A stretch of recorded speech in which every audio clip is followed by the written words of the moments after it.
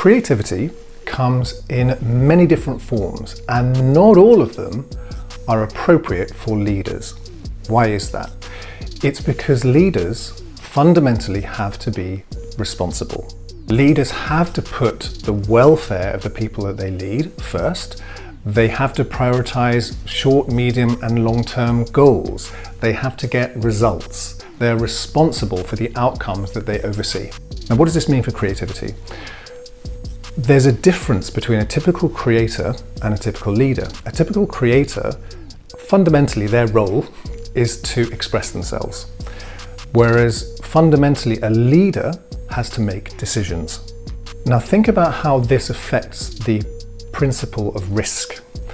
If you're a typical creator, you can afford to experiment, take incredible risks. If you're Vincent van Gogh, if you're Nikola Tesla, if you're Mozart, you can let your imagination run wild. You can take enormous risks in order to explore the different ways that you can express yourself. As a leader, you simply can't afford to do that. You have to be less reckless than a typical creator, because the actions that you take and the decisions that you take have repercussions for those that you lead. Now, here is the key. Because of their responsibility, leaders have to primarily be rational. Now, rationality is not something you would normally think of as going hand in hand with creativity. Rationality seems to imply doing things by the book, in a very logical and ordered fashion, thinking within the box rather than thinking outside the box. But what I show people is that there is a form of creativity which is fundamentally rational.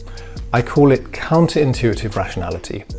Now, if you can learn this logic of counterintuitive rationality, and if you can learn to deploy this logic of counterintuitive rationality, which I obviously can't explore properly in just a 1-minute video, you will unlock something very rare and very precious.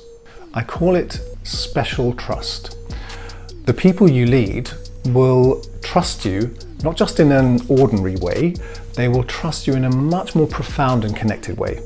If you can grasp the logic of this creative form of rationality, and if you can unlock this special kind of trust I'm talking about among the people that follow you, then you can really get to the heart of what it means to be a creative leader today.